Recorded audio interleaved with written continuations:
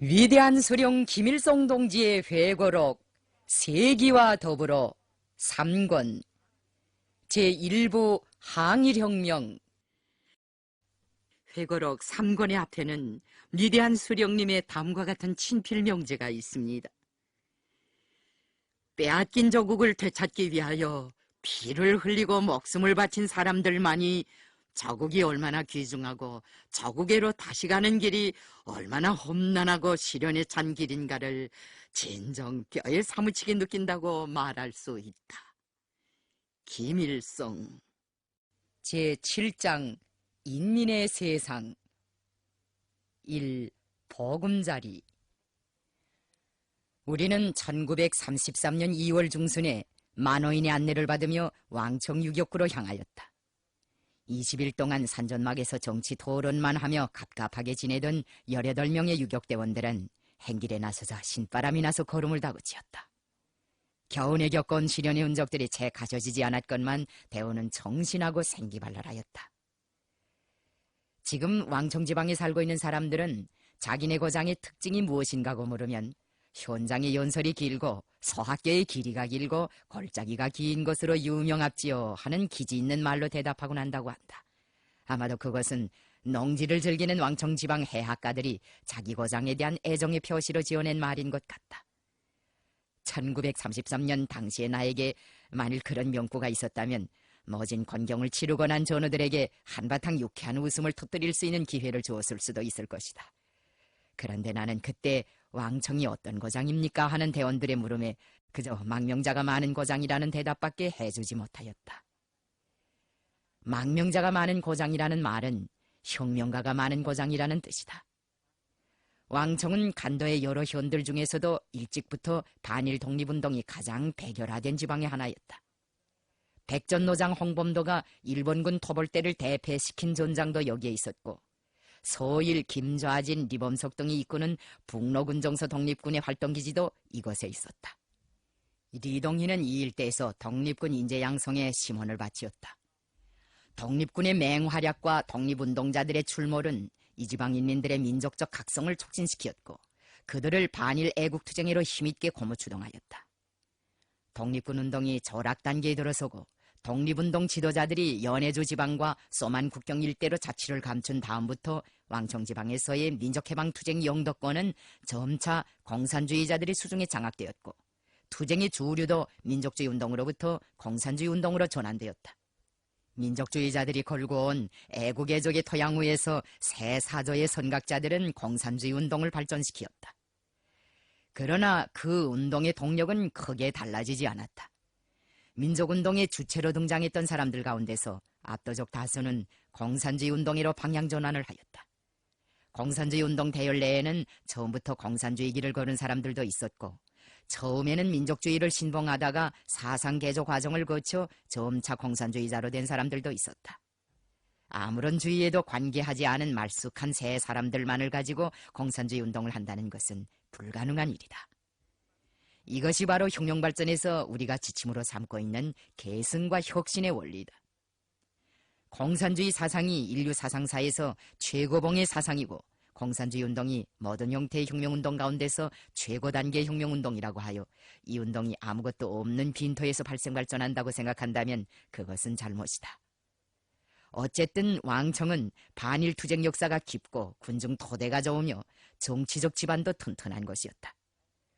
저국의 유급지구와의 거리도 가깝고 간도지방 애국문화 계몽운동의 중심지인 연길 영종지구와도 이웃하고 있어 이모저모로 좋았다. 물이 깊어야 고기가 모인다는 말도 있지만 이런 고장에 혁명가들이 많이 집결되는 것은 자연스러운 일이었다. 고학을 하려면 일본으로 가고 흘레불을 먹으려면 소련으로 가고 혁명을 하려면 간도로 가라는 유행어는 동만을 광복운동의 최전방으로 보고 그것을 끝없이 동경하던 당시 조선 청년들의 심정을 잘 반영하고 있다. 간도로 가는 것은 화구 앞으로 가는 것과 같이 위험천만한 일이었다. 그러나 우리는 혁명을 더 본때 있게 하기 위하여 그 화구 앞으로 주저없이 돌진하였다. 유격구로 향하는 우리의 걸음이 그렇게도 경쾌했던 것은 거기에 기름진 음식이나 푹신한 잠자리가 기다리고 있어서가 아니었다. 그것은 바로 거기에 생사를 같이 할 동지들이 있고 인민이 있고 우리가 자유롭게 디디고 다닐 땅이 있으며 일본 천황의 칙령이나 청덕제령으로서도 뒤집어 버릴 수 없는 우리식의 참 세상이 있었기 때문이었다. 우리가 만호인을 앞세우고 전강로로 향하던 1933년 2월은 동만 각지에서 유격근거지 창설 사업이 기본적으로 완료되어 그 생활력을 나타내기 시작한 뒤였다. 유격근거지를 건설하고 그에 기초하여 적극적인 무장투쟁을 벌이는 것은 조선공산주의자들이 이미 겨울명월구회의에서 그 사상을 제시하고 방침으로 채택했던 중심과업의 하나였다. 우리는 그때 무력항쟁을 하자면 진지를 꾸려야 한다고 강력하게 주장하였다. 진지란 유격근거지를 의미하는 우리식의 소박한 표현이었다. 우리가 겨울명월구회의에서 논의된 해방지구 형태의 유격근거지 창설에 관한 문제를 독립적인 의제로 내세우고 그 실현 방도를 다시금 진지하게 모색한 것은 1932년 봄의 서사하회의에서였다. 이 회의가 있은 후 우리는 간도 여러 지방들의 유능한 지도 핵심들을 파견하여 농촌혁명화를 다그치었다. 이것은 해방지구 형태의 유격근거지를 건설하기 위한 첫 단계의 작업이었다. 혁명화된 농촌지역은 유격구가 꾸려질 때까지 반일인민 유격대가 발을 붙이고 활동할 수 있는 임시거점으로 되었으며 유격근거지가 탄생할 수 있는 바탕으로 되었다. 겨울명월구회의에서 리상적인 후보지로 선정되었던 안도, 연길, 왕청, 화령, 훈춘의 산악지대들인 우복동, 왕우구, 해란구, 석인구, 삼도만, 서왕청, 가야호, 여영구, 어랑천, 대황구, 연통나자를 비롯한 여러 고장들의 유격근거지가 속속 건설되었다. 간도의 산악지대들이 건설된 유격구역들에는 적들과의 첨예한 대결 속에서 조선공산주의자들이 바친 견인불발의 노력과 그들이 겪은 피어린 진통이 깃들어 있다.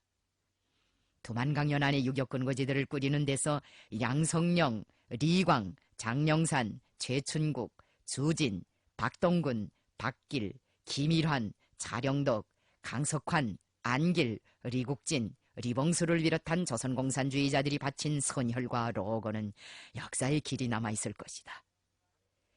그 당시 국내와 해외에서 한다 하는 인물들은 앞을 다투어 간도지방의 유격근거지들에 집결하였다. 왕청지구에도 많은 사람들이 모여들었다. 김백령, 조동욱, 최성숙, 전문진을 비롯한 북만의 공산주의자들도 서왕청으로 찾아왔다. 서왕청의 새 주민들 가운데는 연해주 지방에서 활동하던 공산주의자들과 독립운동자들도 있었고 적구에서 단연간 지하활동을 해오다가 정체가 탄로되어 투쟁 무대를 바꾼 사람들도 있었으며 조선혁명의 중심이 간도에 있다는 소문을 듣고 월경 탈출한 국내의 애국인사들과 막수주의 신봉자들도 있었다. 동만의 유격근거지들로는 이처럼 혁명에 참가할 각오가 되어 있거나 실천 투쟁 속에서 직접적으로 단련된 풍부한 투쟁 경험을 가진 정수분자들이 들어왔다. 그러므로 주민 구성도 대왕 정하의 정수처럼 깨끗하였다. 그 기계와 담력으로 말하면 전부가 일당백이었다. 조선 공산주의자들은 혁명의 채권지가 마련된 유리한 조건을 이용하여 항일 근거지들에서 유격대오를 늘리고 당, 공청을 비롯하여 반제동맹, 농민협회, 반일분여회, 아동단, 조기대, 소년선봉대와 같은 계층별 조직들과 반군사 조직들을 내옴으로써 전민항쟁을 위한 기틀을 마련하였다. 우리의 선대 할아버지들과 할머니들이 한 번도 맛보지 못했던 참다운 민주주의적 권리와 자유를 인민에게 주고 인민의利益을 진정으로 옹호하고 대변하는 혁명 정권이 유격구역마다에서 태어나 인민의 보금자리를 꾸리기 시작했다. 혁명 정권은 사람들에게 땅을 주고 노동의 권리를 주고 누구나 무상으로 공부하며 치료받을 수 있는 권리를 주었으며 역사상 처음으로 만민평등의 이념이 실현된 사회, 서로 돕고 이끌어주고 위해주며 받들어주는 고상한 윤리가 지배하는 사회를 건설하였다. 유격구에는 개화장을 짚고 거들먹거리는 부자도 없었고 빚과 세금에 짓눌려 세상을 한탄하며 통곡하는 사람도 없었다. 유격근거지들에는 그 어떤 순환이나 고통 속에서도 꺼지지 않고 나래치는 희열이 있었다. 그것은 바로 온갖 사회악과 구석에서 완전히 해방되어 자주적인 새 삶을 개척해 나가는 인민들의 낭만이었다. 인민혁명 정부가 나누어진 부녀지에 말뚝을 박아놓고 꽹가리를 울리며 춤을 추는 농민들의 모습은 간도의 불모지에서 조선 공산주의자들만이 창조해낼 수 있었던 세기적인 화폭이며 천지개벽이었다. 끝없는 유혈과 희생을 동반하는 시련에 찬 생활이었으나 사람들에게는 내일에 대한 꿈이 있었고 희망이 있었으며 노래가 있었다. 적들이 그 어떤 도발이나 공격에도 끄떡하지 않고 동방일각의 거연이 솟아 민족해방의 장엄한 새 역사를 개척해가는 간도지방의 유격 근거지들은 저국인민들의 찬탄과 동경을 자아내는 낙원으로 지상천국으로 되었다. 조선민족은 그 거주지와 이념에 관계없이 공산주의자들이 피로써 쌓아올린 이 성세를 저국해방의 유일한 등대로 바라보며 중심으로 지지성원하였다. 한마디로 말하여 유격군은 사람들이 낭만과 희열과 희망에 넘쳐 사람답게 살 수 있는 것이었으며 수천 년을 두고 꿈꿔온 인민의 승망을 꽃틔워준 리상향이었다. 유격근거지의 존재는 더욱더 대봉영의 우두머리들에게 있어서 만성적인 우환거리로 되었다. 두만강을 사이에 두고 조선의 북부지대와 잇닿아 있는 이 지대를 그들은 눈에 든 가시처럼 여겼다. 간도 일대를 반만항일의 심장부이며 북으로부터 조선을 지나 일본으로 향하는 공산당의 동맥이기도 하다고 한 닭가기 닭개오의 표현은 적중한 것이다. 일본 군국주의자들은 동만의 유격근거지를 가리켜 동양평화의 암이라고 불렀다. 이 말 속에는 유격근거지에 대한 일본 군국주의 집단의 공포심리가 정확히 반영되어 있다. 일본 제국주의자들이 간도의 유격근거지들을 동양평화의 암이라고 본 것은 이 일대 영역이 특별히 넓거나 이 지방의 관동군을 제압할 만한 공산주의자들의 대무력이 진을 치고 있어서가 아니었다. 간도에서 던진 작탄이 도쿄의 궁성이나 대본영의 지붕 위에 날아가 떨어지는 것도 아니었다. 그들이 간도를 눈에 든 가시처럼 위험시한 것은 무엇보다도 이 지역 주민의 절대 다수가 반일 감정이 극렬한 조선 사람들이고 그 조선 사람의 대부분이 일본의 지배를 반대하는 일이라면 일신을 초계와 같이 내던질 수 있는 혁명성이 강한 주민들이라는 데 있었다. 간도지방 공산당원들과 공청원들의 9할 이상이 조선 사람이었다는 사실을 염두에 둔다면 일본 지배층이 이 지대의 유격구역들을 만주 통치에서의 최대의 두통거리로 여기게 된 까닭을 쉽사리 이해할 수 있을 것이다. 을사조약과 한일합병을 반대하여 국내와 만주 광야에서 10년 유효의 항쟁을 계속해온 의병시대의 영장들과 독립군 잔유 세력의 대부분도 이것에 남아 화승대로 일본 군경들을 겨누고 있었다. 조중 양국 공산주의자들의 형제적 우정과 혈연적 유대의 번복이도 여기에서 창조되어 만주 전토와 전 중국적인 관도로 확대되고 있었다. 간도의 유격 근거지들은 동양평화의 암이 아니라 동양평화의 꽃이며 등대였다. 유격 근거지를 꾸리기 위한 우리 혁명의 전략적 과업은 항일무장투쟁을 그 11개 말살하려고 미쳐 날뛰던 일본 군국주의 세력의 무차별적인 토벌에 의하여 엄중한 시련에 부딪히었다. 그러나 적의 초토화 작전은 오히려 간도 땅에서 유격 근거지의 창설 과정을 가속화하는 결과를 가져왔을 뿐이다. 1932년 봄 관동군과 조선군, 조선주둔군, 조선군은 이른바 간도 처리방책이라는 것을 협의하였다. 이것은 조선군 소속의 임시 파견대를 투입하여 간도지방의 혁명운동을 단합하려는 흉악한 모의였다. 이 모의에 따라 라남사단 소속의 일본군 연대를 기관으로 하고 경원수비대, 기병, 야포병, 한 개의 비행중대까지 포함한 간도 임시 파견대는 수수춘항투쟁의 불길이 세차게 타올랐던 동만 4개 현의 모든 전락들과 시가지들을 관역으로 삼고 조국의 자유와 독립, 인간의 자주적인 삶을 위해 골기한 모든 생명들과 그들의 보금자리들의 사정없는 포화를 들씌웠다. 1932년 4월 초에 대감자 습격을 시발점으로 하여 왕청의 산과 들도 피바다에 잠겼다.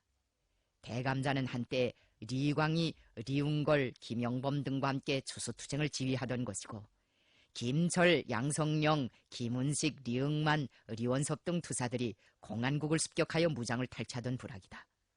대포와 기관총 비행기로 무장한 라남 19사단의 대병력이 물밀듯이 쓸어들어오자 이 부락에 주둔하고 있던 왕덕림 휘하의 구국군 부대는 마반산을 넘어 서대파로 황급히 철수하였으며 마을의 보위대도 저항을 포기하고 토벌군에 투항하였다. 대감자를 점령한 일본군은 연이어 비행기로 왕청 시가를 들부시고 주민 가옥들에 달려들어 살인, 방화, 약탈을 감행하기 시작했다. 왕청 시내에서 제일 큰 지주이고 부호인 리항정의 집도 점령군에 의해 불타버리었다. 그 다음은 도건리와 상경리가 불바다로 변하였다. 이 토벌이 얼마나 자랑무도하고 광란적인 것이었던지 왕청 사람들은 그때 이런 노래까지 지어 불렀다. 1932년 4월 6일 대감자에서 반일전쟁 개막되었다. 대포하른 앞뒷산에 들들 울리고 기관총과 유산탄은 빗발 같도다. 비행기는 공중에서 폭탄을 던져 무산대중 학살을 능사로 한다. 대두천의 화염은 하늘에 닿고 덕원리의 농촌은 제토뿐이다. 무제양민 죽음은 들에 널리고 왕청 들엔 인적이 고요하구나. 만주 땅에 살고 있는 무산대중아, 일치단결 일어나 써나가자. 우리들은 끓는 피로 전쟁장에서 승리의 깃발을 휘날리리라. 소왕청과 대왕청 고란으로는 야수들의 토벌에 집을 잃고 혈육을 잃은 피난민들의 분류가 그칠 새 없이 흘러들었다. 일본의 비행기들은 일반 주민들밖에 없는 그 인파를 향해서도 폭탄을 마구 던졌다. 수정같이 맑은 왕청의 강물은 삽시간에 선열로 물들었다. 어떤 날은 그 강물로 학살된 사람들의 장자가 떠내려가기도 하였다. 만호인이 우리를 데려다준 전강루도 간도 임시 파견대 살인마들의 행패가 심했던 고장이었다. 이 고장에 달려든 적들은 수십 명의 청장년들과 부녀자들, 어린이들을 불붙는 집에 걷어놓고 야수적으로 학살하였다. 마을은 순식간에 잿더미가 되었다. 동만의 여러 현들에서 전강루 참안에 제하여 전체 동포들에게 과밀하는 경문이 배포되어 돌아간 것만 보아도 이 토벌의 규모와 야만성을 능히 짐작할 수 있을 것이다. 간도혁명의 중요한 발원지들의 하나인 소왕청과 라자구 가까이에 위치하고 있는 전강로는 일찍부터 항일투쟁의 세례를 많이 받아온 고장이었다.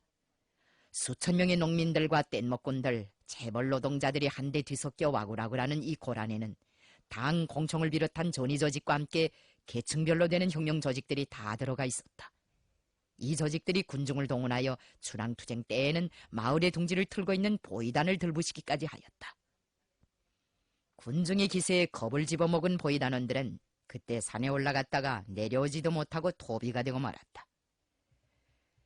투쟁은 승리하였으나 혁명군중은 13명의 희생자를 내었다. 이런 투쟁의 와중에서 전강로는 우수한 혁명가들을 배출하는 온상으로 되었다. 왕청 유격대 3중대장이었던 장영산도 전강로에서 3차구까지 다니는 뗏목꾼으로 일하던 사람이었다. 리광이 백호장의 간판을 가지고 활동하던 하마탕은 이 마을로부터 수십 리밖에 되지 않는 곳에 있었다. 적들은 공산당원 한 명만 있어도 그 불악 주민들을 전멸시키었다. 공산당원 한 명을 없애기 위해서는 100명의 군종을 죽여도 좋다는 것이 일본 군경들이 제창한 구호였다. 중일전쟁 때 화북 주둔 일본군 사령관인 오카무라 야스지가 화북지방의 해방구들을 공격할 때 적용했다는 삼광정책, 모조리 죽이고 모조리 불사르고 모조리 약탈하는 정책. 삼광정책은 사실상 1920년대 간도 토벌에서 벌써 감행되었고 1930년대 초에 이르러서는 동만의 방방곡곡에서 유격구역들을 초토화하는 본격적인 실천행동으로 그 진면모를 적나라하게 드러내놓았다. 조선과 만주 대륙에서 일제가 제창한 삼광정책과 이른바 비민 분리를 목적했던 집단불합 정책은 알제리의 항쟁 세력을 탄압하는 군사작전에서 프랑스 식민주의자들에 의하여 적용되었고 위엔남 땅에서 미군에 의해 더욱 완성되었다. 삼도만, 해란구, 영정, 복림동을 비롯한 연길현에 이름 있는 혁명촌들도 모두 죽음으로 덮였다. 훈순현의 사만리 일대에서는 1600여 호의 집들이 불에 타버렸다. 연길 한계현에서 학살된 사람들의 수만 해도 무려 1만여 명에 달하였으니 간도림시 파견대의 죄행을 무슨 말로 다 고발할 수 있겠는가. 일본군은 간도인민들의 생명재산은 말할 것도 없고 초보적인 생존수단인 화식도구까지도 모조리 파괴하였다. 밥도 못해 먹게 가마를 깨뜨리는가 하면 노전을 드러내고 구들장을 파헤치었다. 나중에는 집을 허물고 달구지들을 끌고 와 제목들을 대두천 시내로 실어갔다. 사람들은 불막에서 잠을 자고 가마 대신 자갈돌을 달고 밥을 지어 먹지 않으면 안 되었다. 산으로 피신하지 못한 사람들은 대감자나 대두천과 같은 시가지로 내려가지 않으면 모조리 죽이겠다는 협박을 받았다. 토벌군의 강압적인 퇴거령은 지주들에게도 예외가 되지 않았다. 항일무장 부대들이 소비하는 식량과 생활 필수품에 적지 않은 몫이 지주나 자산가들을 통해서 흘러나온다는 것은 사실상 비밀이 아니었다. 적들은 이 원천마저 봉쇄함으로써 식량과 피복의 부족을 상시적으로 느끼고 있는 혁명군을 완전히 질식시키려는 것이었다. 터벌대의 검질긴 추격을 피해 혁명군중은 끼니를 건지며 산중에서 헤매였다. 그러나 산이라고 해서 다 안전한 것은 아니었다. 아무리 깊은 골짜기도 막바지까지 가면 더 들어갈 것이 없었다.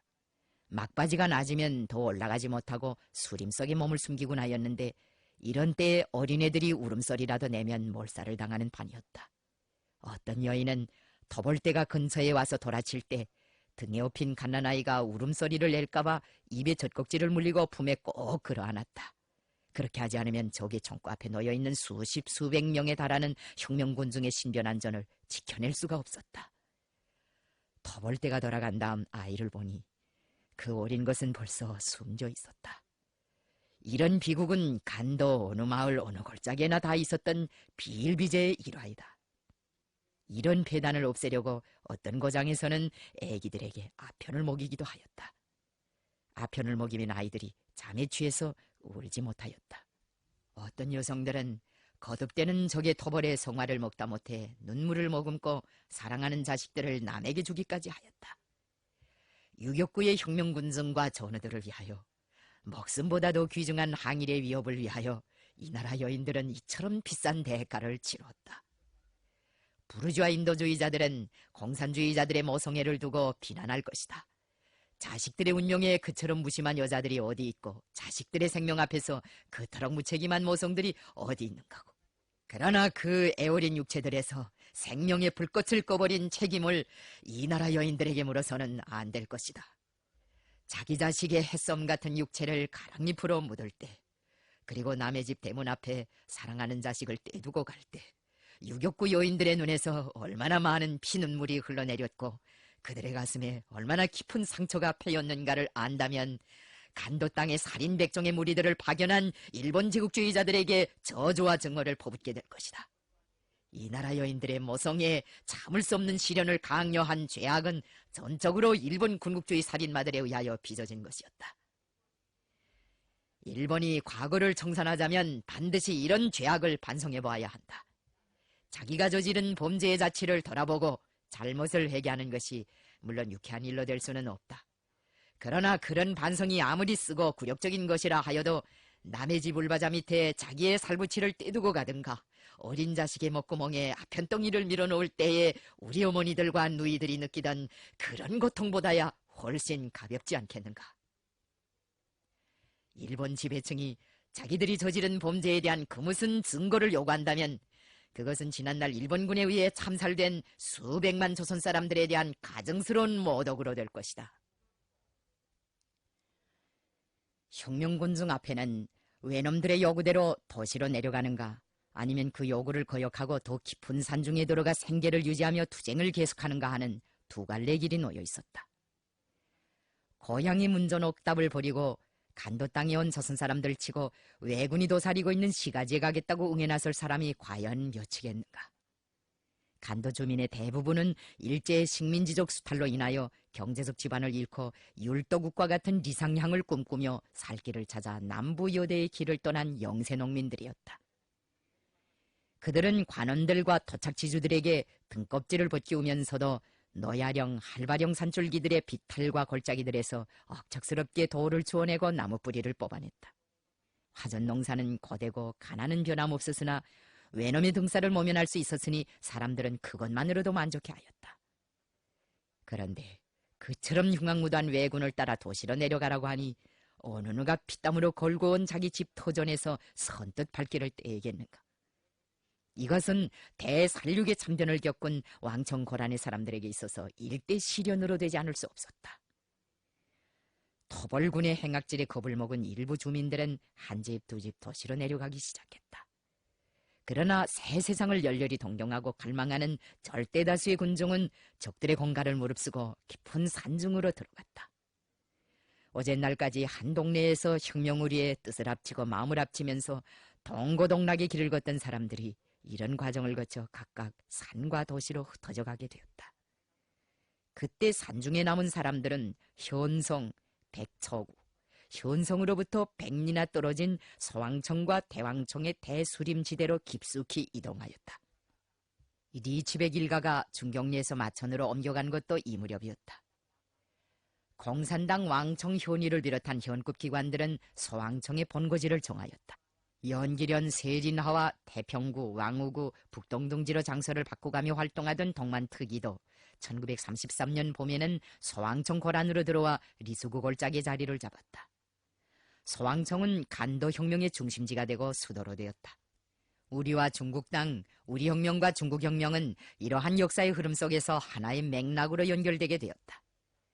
왕청 유교 근거지는 여영구를 포괄하는 1구와 마천, 십리평을 포괄하는 2구를 비롯하여 5개의 혁명 조직구로 이루어져 있었다. 그 당시의 왕청 유격대 역량은 3개 중대였는데 그 대표적인 지휘관들은 리광, 양성령, 김철, 장용산, 최춘국, 리응만 등이었다. 이것이 내가 왕청에 대하여 알고 있은 대체적인 예비 지식이었다. 나에게 이런 예비 지식을 넣어준 사람은 왕청 유격대 창건자의 한 사람인 양성령과 현당석이 리영국이었다. 1932년 가을에 내가 부대를 데리고 이 고장에 와서 유격군 고지의 실태를 여해할 때 바로 그들이 나의 안내를 담당하였다. 나는 그때 왕청 현안의 여러 유격구들을 돌아다니며 기층당 조직들의 사업과 반일 분효회를 비롯한 대중단체들의 사업을 지도하였다. 또한 반일 부대들에 파견되어 활동하는 공작원들의 사업 정령도 청취하였다. 우리가 소왕청에서 동만 각 현의 병기공장 성원들과 유격대 지휘관들을 모여놓고 작탄 강습을 진행한 것도 이 무렵이었다. 그 당시 왕청 간부들은 식량 문제 때문에 골머리를 앓고 있었다. 농어가 수십 호밖에 되지 않던 소왕청의 좁은 고란에 1000명도 넘는 인파가 단번에 쓸어들었는데 유격구에는 그들을 먹여 살릴 만한 식량 예비가 전혀 없었다. 유격대가 적들을 치고 이따금씩 식량을 노획해 온다고는 하지만 그것만으로는 근거지 주민들의 입에 풀칠도 하기 어려웠다. 유격구의 척박한 떼기밭들에서 거두어들인 한해 수확량이란 보잘것없는 것이었다. 이렇게 되어 식량을 해결하기 위한 당면한 타개책으로 중간지대의 추수 문제가 일정에 오르게 되었다. 중간지대란 적 통치구역과 유격근거지 사이에 놓여있는 무인촌들을 말한다. 소왕청과 대왕청 어기에도 빈 부락들이 여러 개 생겼다. 터벌대가 달려들어 살판치는 바람에 사람들은 모두 유격구와 적구로 갈라지고 중간지대에는 곡식만 남게 되었다. 그런 곡식들 중에는 적구로 내려간 지주들과 반동들의 것도 있고 터벌대 총탁에 밀려 백초구나 대두천 같은 것으로 강제 이주를 당한 농민들의 것도 있었다. 중간지대의 곡식에 대해서는 적구에서도 잔뜩 눈독을 들이고 있었다. 적구의 지주들과 반동들은 무장을 한 자위단의 오모를 받으면서 마차와 달구지들을 끌고 날마다 중간지대에 나타나 나달을 걷어갔다. 어떤 날은 그들이 탈곡장 근처에까지 와서 총질을 해야 됐다. 우리는 그때 이런 실정을 파악한 데 기초하여 모든 유격구들에서 추수대를 조직하며 근거지 인민들의 총동원으로 중간지대의 가을거지를 지체 없이 끝낼 때에 대한 문제를 제기하고 왕청 사람들과 함께 그 해결책을 상론하였다. 추수대는 소왕청 오기에서 곡식을 베면서 대두천 방향으로 내려갔다. 그날 벤 곡식은 그날로 털어서 창고에 넣고 유격구 주민들에게 분배하였다.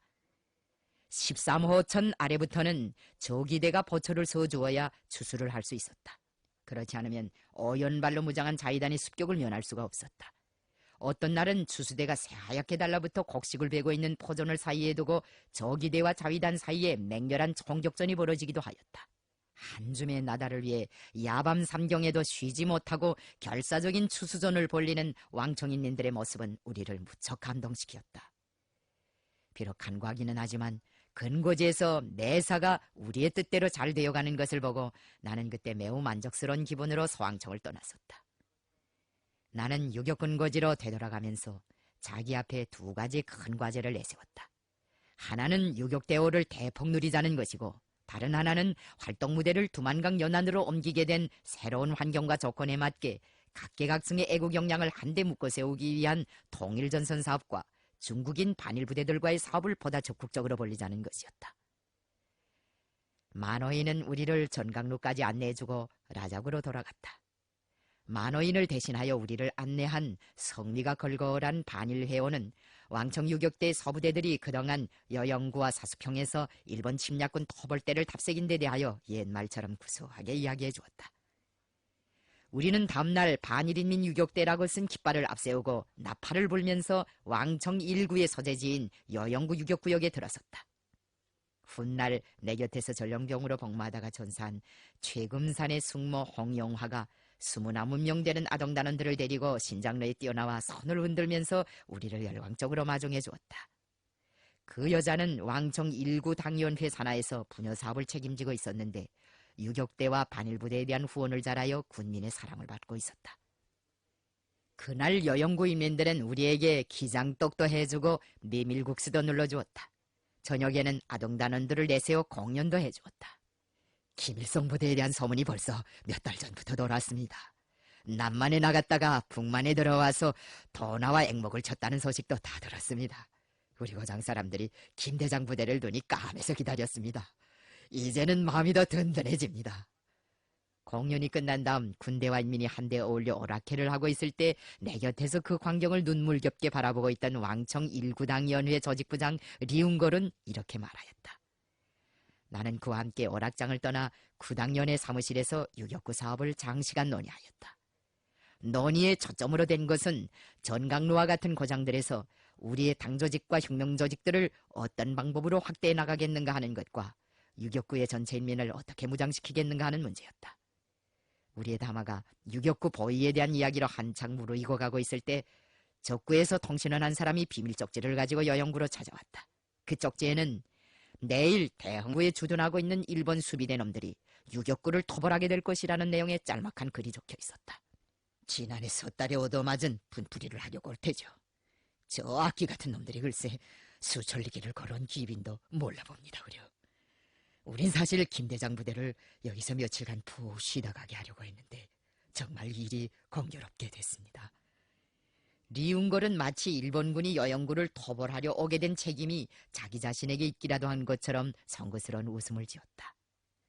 공교롭게 되었다는 게 무슨 말입니까? 몇 달 동안 싸움을 하지 못해서 모두들 손이 근질거리던 판인데 마침 잘 됐습니다. 대감자와 전강로, 덕원리, 사만리 참전해서 우리 인민이 흘린 핏값을 받아낼 기회가 온 것 같습니다. 나는 이런 말을 하고 나서 리광에게 부대를 데리고 여영구에 석히 와달라는 연락을 보냈다.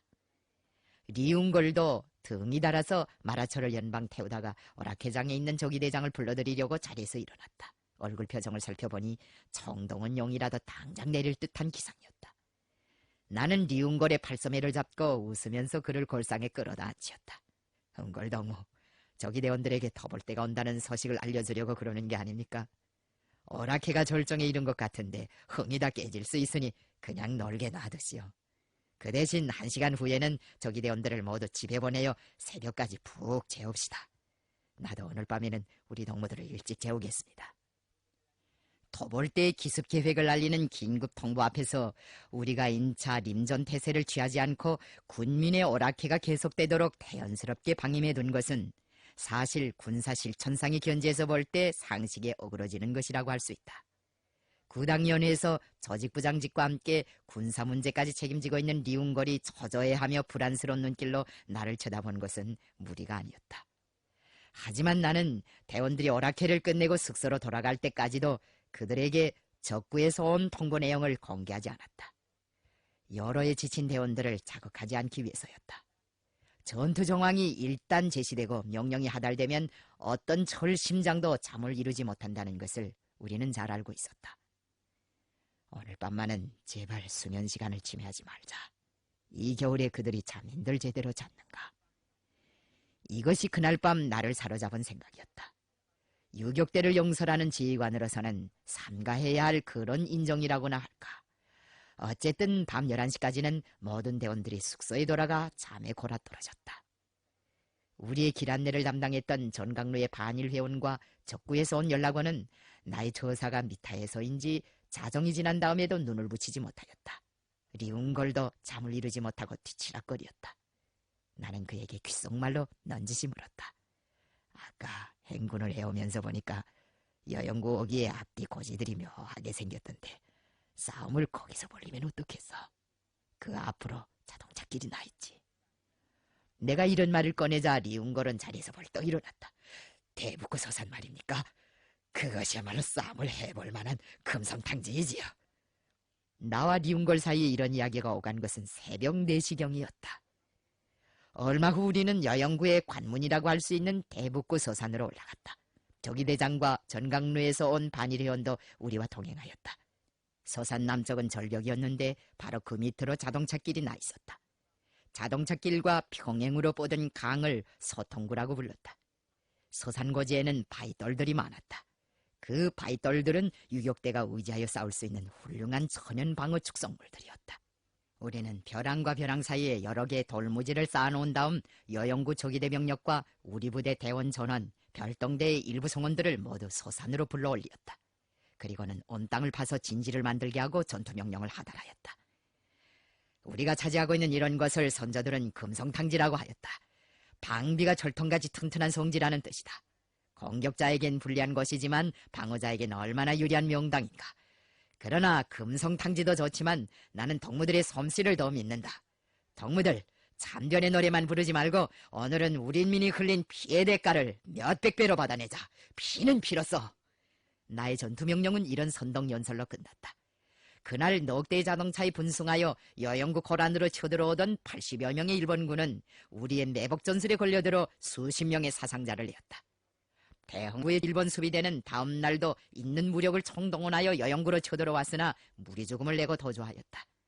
이 전투가 바로 간도지방의 유격구역에 와서 우리가 치른 첫 전투였다. 역사책에는 아마 여영구 유격구 방위전투라고 기록되어 있을 것이다.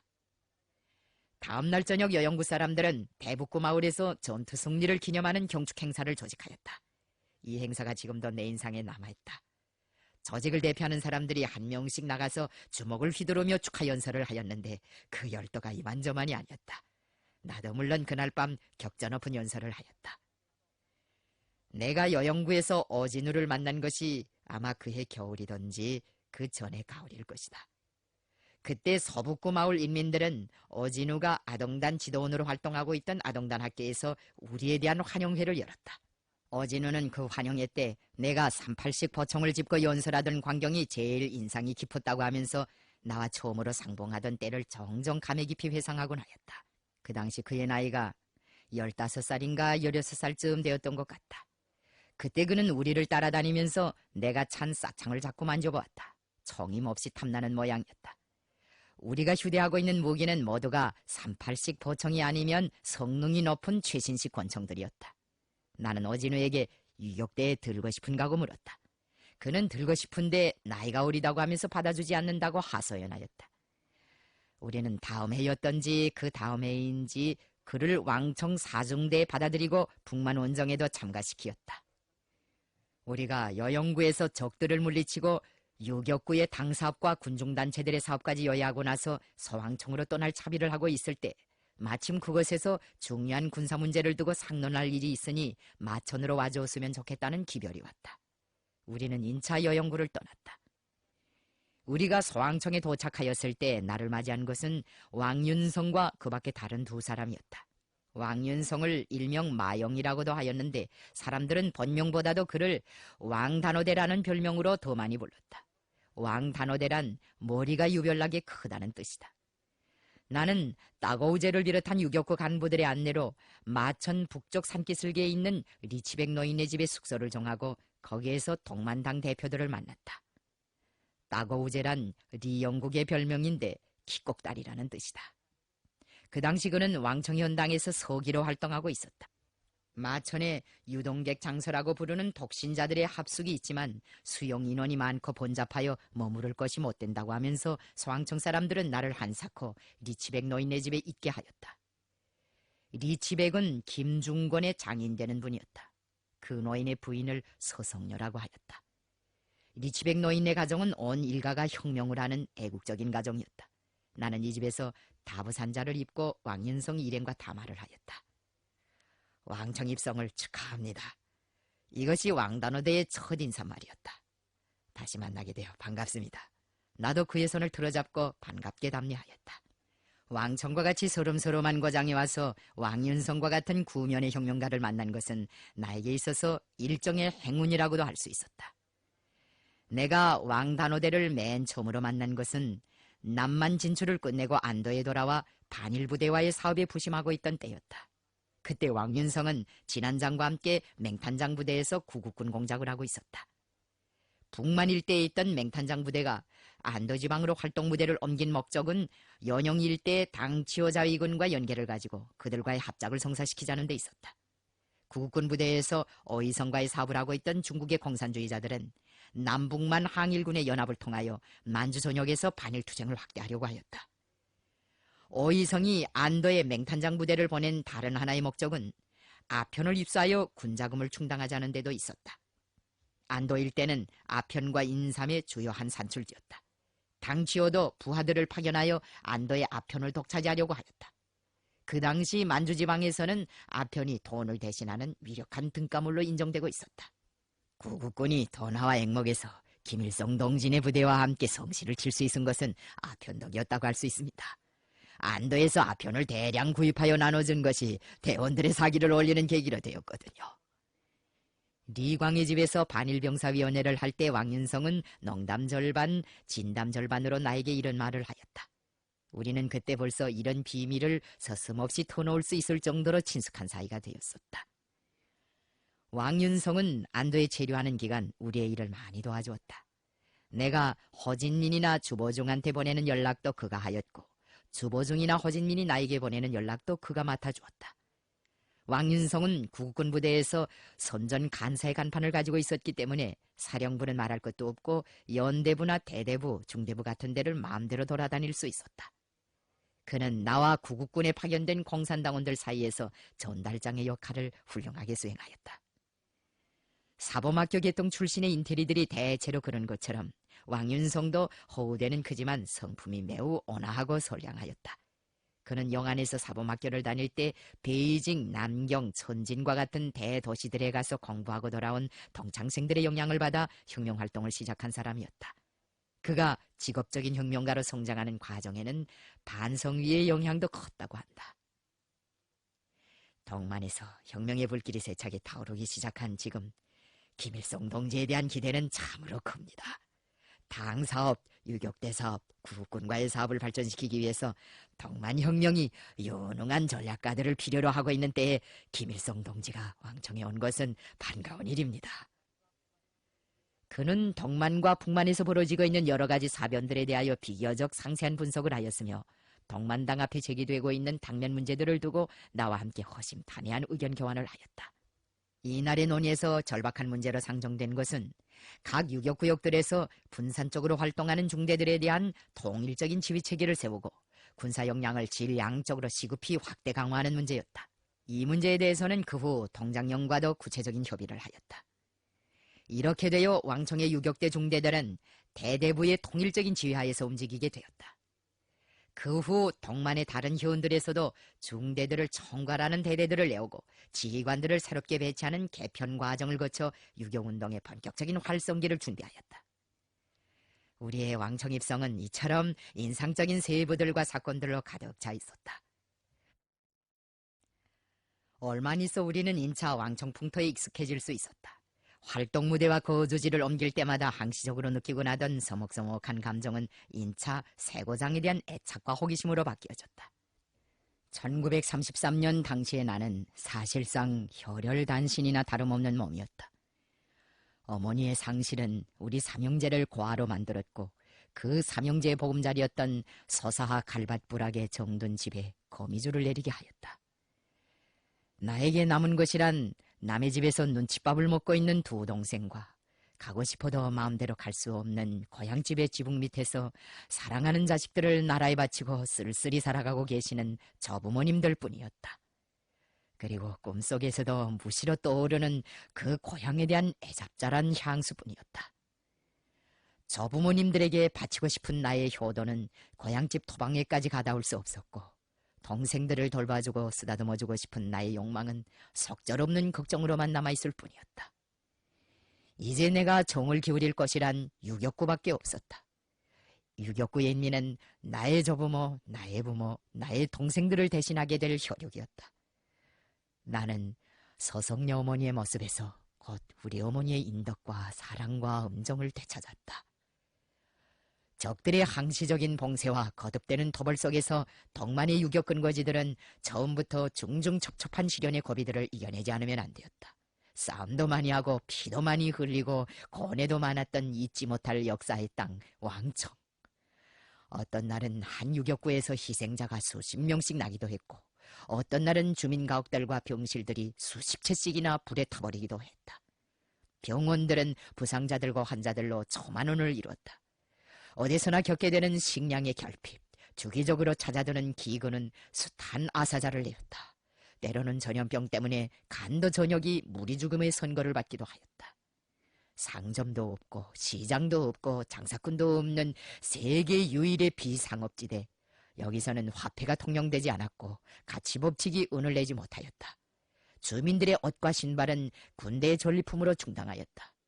좌경의 전행으로 유격구의 공기는 이따금씩 불안에 떨기도 하였다. 그러나 이 모든 권한은 근고지의 생활에서 주되는 것이 아니었다. 유격구의 생활에서 주도적 흐름을 이룬 것은 비록 제한적이고 상대적인 성격을 띈 것이기는 하지만 적의 포갑에서 해방된 사람들의 자유롭고 행복한 새생활과 낙천적인 정신상태였다. 곤란은 막심하였으나 군민의 기상은 백두의 메뿌리처럼 도도하였다. 일본과 만주국의 행정권이 미치지 못하는 이 조례고도와 같은 땅에서 조선 공산주의자들은 세계에서 가장 진보적이고 혁명적인 문화와 도덕을 창조하였다. 그러므로 우리는 몸과 마음을 다 바쳐 유격 근거지를 사랑하였다. 근거지를 고수하기 위한 우리 민족의 영적 미건은 동만 땅에서 매일처럼 발현되었다. 싸움 속에서 해가 뜨고 싸움 속에서 날이 저무는 북간도 오지, 천지를 뒤흔드는 폭음 속에서도 새생활 새윤리의 고거지성이 우렁차게 울리는 유격 근거지는 내가 사랑하는 집으로 되었다.